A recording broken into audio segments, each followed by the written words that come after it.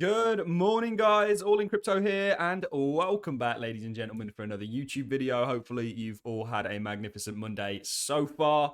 We're going to be diving into the cryptocurrency market in this one, and we've got a lot to share. Essentially, we're going to be setting you up for the week ahead. We're also going to be talking about Bitcoin technically. We're going to be diving into the dollar. We're going to be looking at the interest rate hike that we have coming up on Wednesday, Tuesday, I believe. I think it actually officially comes out on Wednesday. The expectations are 75 basis points. This was really priced in from the CPI print that we got, which was 8.3 for the US. It was marginally lower than the prior one, which was 8.5. What you saw the futures market for the Fed fund rate take a nosedive, meaning rates are likely getting priced in more aggressively. Also, euro, dollars, crypto followed to the downside. So did the stock market.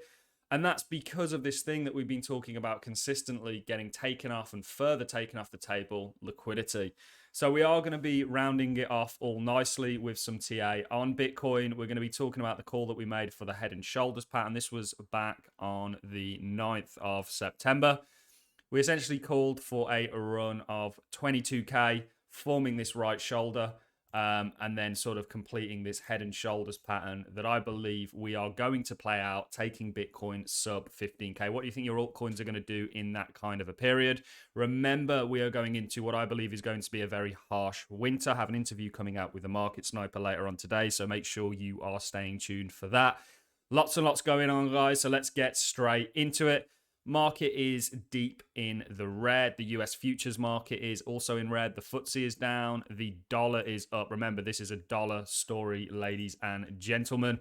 This was the candle that we got for the US dollar off of the CPI print.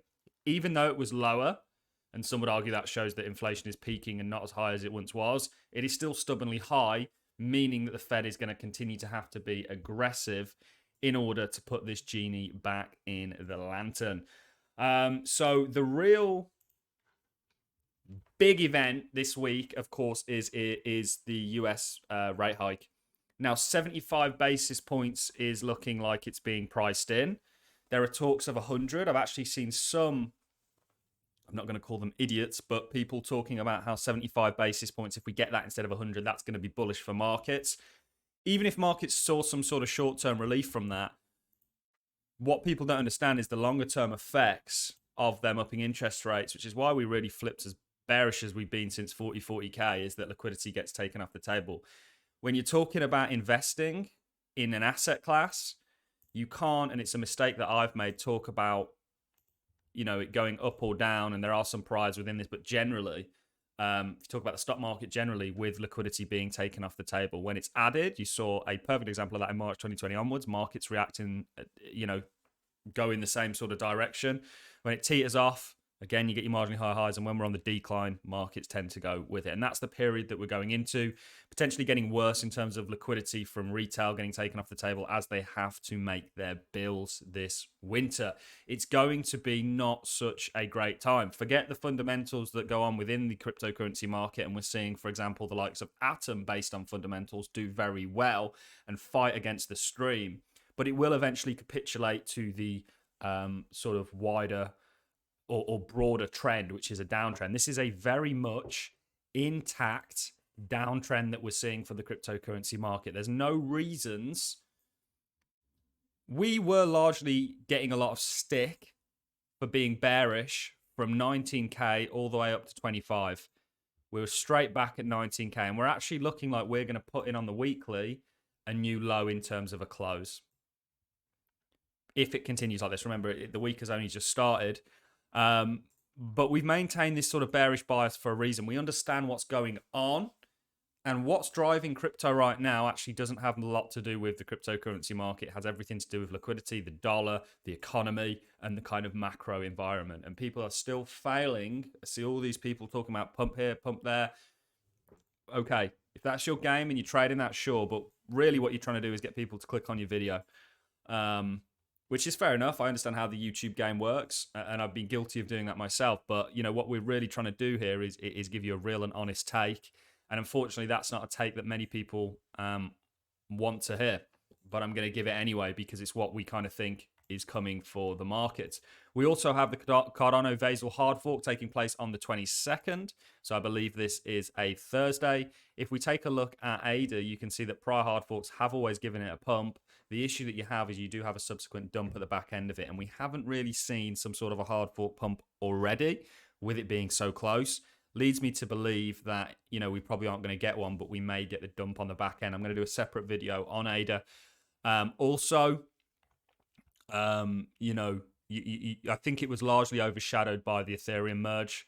That trade has now played out. If you look actually on the run up to the merge, you saw a record inflow of Ethereum onto exchanges. It told you everything that you needed to know. This was just a trade.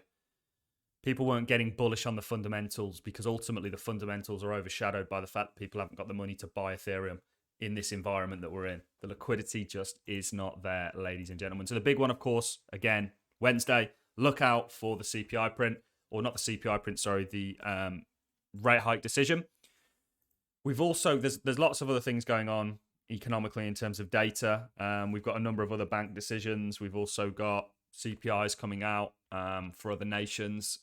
We've got the Bank of Australia actually coming out, or the Reserve Bank of Australia coming out and talking about their rate hike decisions. It's not just the US dollar that's taking liquidity off the table, but the US dollar, given its position as the world reserve currency, is seeing the most, and you know, have gone the most aggressively. Obviously, excluding places like Venezuela and places like that have to do it to try and make the Venezuelan dollar a little bit more, you know, appealing. It just doesn't seem to be working. But this is really a dollar story. And whilst the dollar's going up, markets are going down because it kind of reflects the fact that people are going into the dollar. You know, it's gaining this kind of a bid because people are going into it. They need it, you know, and they don't need these other sort of risk on assets that do well in a period where the dollar is going down and people are willing to give their dollars up to go into other assets. So two very big events taking place. Let's talk about some technicals. This is a head and shoulders that we've been looking at. We've actually called this market pretty well. We don't always call it well. We spoke about this kind of rally from 18K up, forming that right shoulder. This rally was really just down to too many people having stop losses, or sorry, not stop losses, jumping in aggressively to shorts right at the bottom. This is a level, and it should always be in a level. You never, ever short resistance or support, I should say, sorry. It's just a bad move.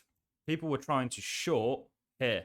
Look at all the support you've got here. At least wait for the break, the failure to reclaim it, and then look for the underside rather than jumping the shorts it. That's why you had such an aggressive propelled rally, as people got absolutely obliterated on the short side. We did call for something like that, showing where everybody's stops would have been placed.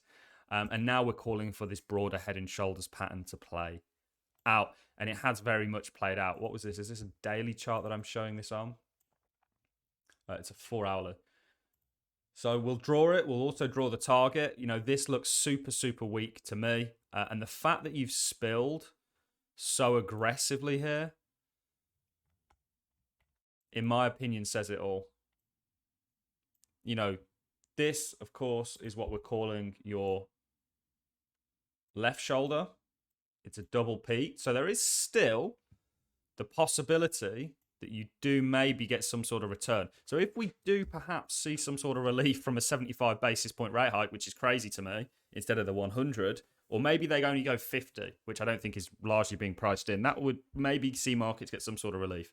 Then maybe some people that look at head and shoulders will basically say that, you know, there needs to be symmetry in the shoulders. I've seen many head and shoulders play out that aren't symmetrical. And so what they'd call for is a double peak. So maybe you do get some sort of a double peaked right shoulder. And that could be on the back end of maybe some sort of a rate hike decision that isn't quite as hawkish as people are maybe pricing in. Maybe something else takes place. But ultimately, you know, I do think that this is a very, very valid structure that we've been looking at, that you know, you've essentially broken now. Maybe you get a return to it, and then you see that downside. Also, if you look at altcoins are ready to roll hard. And I might even jump into some of them. You know, we shorted Uniswap last night on my Patreon members, on my group. And that's done quite well for us. So this is essentially what we're looking at. Not the neatest head. And then this would be your right shoulder. Been looking at this for a while. How you get a head and shoulders pattern is you take the neckline, you take it up to the top of the head, and then you add it onto the point of break. So that would be over here. And this takes you to, actually, this is looking at like 12. Okay, I don't think it's going to get there. I don't think that's quite it. I've measured this a few times and got a few different, depending on where you want to draw this from. But there are targets all the way down here for 12K. Let's just take this off of, let's put this on log to actually do this properly. For me, this is more of a valid target.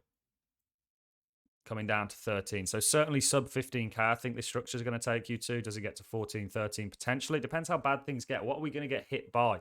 And I think, okay, people are looking at the narrative and they're kind of going, okay, well, this is what's happening with interest rate hikes. This is when they might come to an end. We're going to price that into markets. We're going to invest accordingly. But they're not pricing the absolute colossal risk of some sort of a Lehman's moment or March 2020 repeat that I think is very valid and actually on the table. And where does that see Bitcoin spill down to? You are going to have the buying opportunity of a lifetime, ladies and gentlemen, very, very soon. I really do believe that. So we'll see what happens today. Straight off the bat, you know, yesterday with the futures open, I knew we were going to spill. It's why we positioned short into it. You can see the NASDAQ 100, the E minis. We did call for this as a kind of area that you're going to resist and see that downside. We've always been calling for more of a recessionary period style stock market price action, which is what we've got. Go look at 2000 and we'll do it for you. This is where the S&P is today. This is where it was going into 2008. Very, very similar structure, even in the rallies. This has been nothing more than a relief rally, in my opinion, that is going to lead to that further downside and capitulation. For me, it's just a matter of when, not if at the moment. And we're going to try and play the market accordingly. Ultimately, you know, we've been saying for a while now, we're cash heavy for a reason. You know, we want to accumulate when the price is right. And I don't think the price is right here. Not comfortable doing business in terms of being an investor here in the crypto space. All about risk reward. Still think there's low prices to come. Potentially not what people want to hear. But it's what I see playing out, and I'm going to tell you what I see ultimately. So that's really all I've got for you in this one, guys. Watch out for this. Again, big data, big week coming up with the CPI print on Wednesday. This is going to be interesting to see what happens. Markets will react to it. Also, keep an eye out for the Vasil hard fork. Is there some sort of a last-ditch effort to rally into it? I think we'd have probably seen it now. For me, it's more likely that, you know, and we certainly have, and I'm going to make a separate Cardano video, significantly lower targets for ADA. This is not good structure that you're putting in here, and you've not shown any strength whatsoever, even relative to the rest of the cryptocurrency market. But I will do a separate video on that. Quick word on Atom. Be very careful. I know the FOMO is there for Atom right now and their ecosystem and whatnot, but be very careful getting in here. And in actual fact, for me, if we have done ecosystem plays, it's been time to take profit and you know, stay out in terms of being an investor. All I've got for you in this video, guys, remember, nothing that I say or do on this channel is financial advice. If you enjoy the content, like it, always appreciate it as a comment. If you want to check out my Patreon, link in the description. Thanks a lot for watching, guys.